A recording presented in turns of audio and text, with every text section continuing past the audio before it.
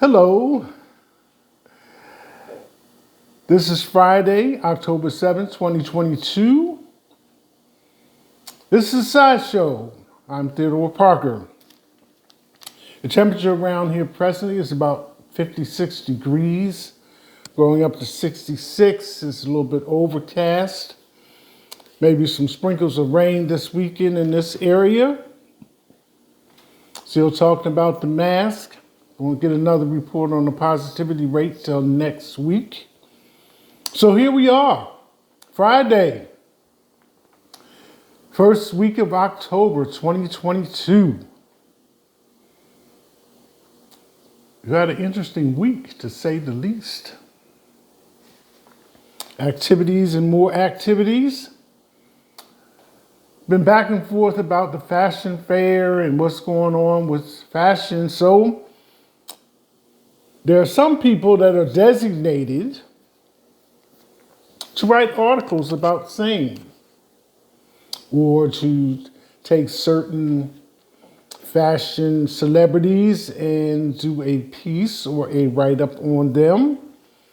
So, since I just did some commentary on New York Fashion Week, I thought I'd give you some of these article headlines to kind of spice your interest.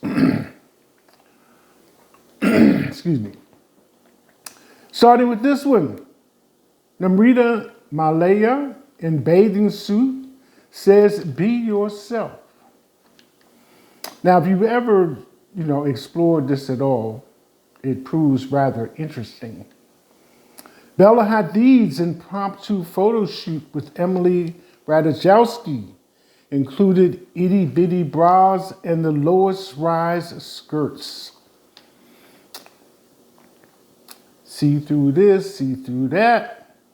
And Janet Jackson was the MVP of Spring 2023 Fashion Month. Fully attired in what I would think was a woman's business suit ensemble. Okay. And on to the news. Back to Iran. Beginning of the end, Ayatollah Khomeini to see Iran regime collapse as protests surge. Iran's regime has ramped up efforts to squash widespread protests, which erupted more than 2 weeks ago over the death of 22-year-old Mahsa Amini in the custody of morality police. Iranian expert Dr. Roham Alvidi has told BBC World that he believes the demonstrations present the biggest challenge to Iran's clerical leaders in years and signals the beginning of the end of the Islamic Republic founded in 1979. Stopping by Russia for a moment, Putin's own allies turn on him as Ukraine unleashes hell in stolen Russian tanks. Hot on the heels of embarrassing reports of Russian recruits fighting each other and Moscow loyalists calling for Kremlin ministers to kill themselves, it seems the rage against Vladimir Putin's handling of his invasion of Ukraine is now openly being conveyed to the man himself by members of his own inner circle. A report Friday, which is Putin's 70th birthday, said that one of the despot's closest allies had openly challenged the disastrous way the war was being conducted. The landmark was even significant enough to be included in the U.S. President Joe Biden's daily intelligence briefing, according to anonymous officials cited by the Washington Post. Just a couple. Two off the top, so to speak. Basketball. I think the season opener for the NBA, Zion Williamson, 13 points in 15 minutes. Just saying, just saying. Here in Kentucky, John Calipari's dunk helmet sums up this Kentucky basketball team, everyone fearless. Practices for the 2022-2023 college basketball season officially began last week, and it didn't take long for Kentucky players to start having a little bit of fun on the court. Okay, the Wildcats are generally ranked among the top 5 teams nationally on the preseason list, bolstered by several key returnees and the annual influx of new talent that is the hallmark of John Calipari's teams. 2 things we already know about this UK squad from the 4 exhibition games in the Bahamas. Athleticism is abundant, and Calipari wants them to block a ton of shots. Combine those attributes and the return to the dunk helmet was pretty much inevitable. 3 good practices so far this week, the UK coach tweeted Thursday night. So Calipari's tweet was accompanied by 2 photos. One showed UK senior Jacob Tobin ceremoniously placing a blue Kentucky football helmet on the head of freshman Theodore. The other featured junior Lance Ware, smiling at freshman Ugana Onyenso, who was wearing the helmet and giving a double thumbs up to the camera. So there we have it. Now, speaking on that defense and defending and all of this type of thing, I was curious. I don't know how my ideas come and go, but speaking of defense, you know, I'm a basketball enthusiast. I like playing and stuff like that. But at one time, I guess I thought that the basketball rim was 7 feet. And they raised it. They raised it because players started getting taller. But anyway, here's the story. Basketball rim height. Basketball rims are 10 feet or 3 meters tall for high schools and pro leagues like the NBA. For youth leagues, the hoop can be shorter than 10 feet. Why is the rim 10 feet in basketball? 10 feet high in basketball. Basketball rims have been 10 feet high since the creation of basketball, which was invented by Dr. James Naismith in 1891.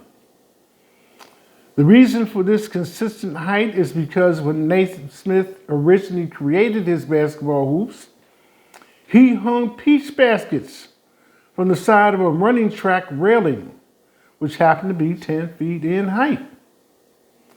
When basketball's popularity increased and basketball hoops began to be standardized as hoops mounted on a pole with a backboard, the height remained the same as Naismith's original baskets. The height was kept because it was considered an ideal height for the game, not too hard to reach by leaping or shooting, but also not low enough to make scoring points too easy. So there you have it. The reason behind the reason. And it is the season.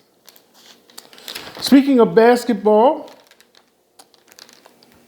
Vanessa Bryant unveils Kobe and Gigi Dream Court in Anaheim.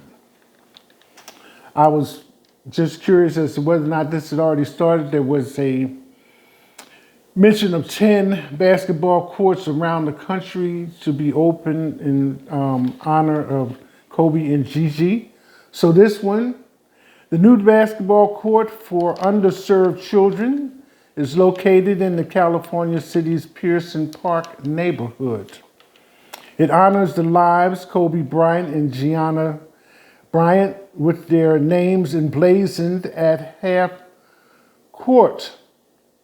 On Sunday, she, Vanessa Bryant, honored Kobe and Gigi Bryant by introducing a new basketball court for kids at the Pearson Park neighborhood of Anaheim, California. Joining Bryant was basketball legend Nancy Lieberman, Mayor Harry Sidhu, and 3 Anaheim council members. And something that I missed was this one from June 15th. I guess I was all involved in the court case with the Sheriff's Department over there in California. But here we go.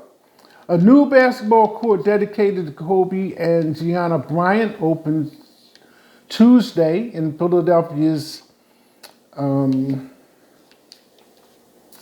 Tuscan Recreational Playground. Bryant, a Philadelphia native, was a frequent visitor of Tustin Recreational Playground, according to Fox 29. So I just wanted to get those 2 points out, you know. So there's a little bit of difference between the one in Philadelphia is dedication and honor to Kobe being from Philadelphia. The one in Anaheim starts the series of 10 courts that's being arranged by Vanessa Bryant as a dream court in collaboration with Nancy Lieberman. So, Friday, October 7th, 1 week into October 2022.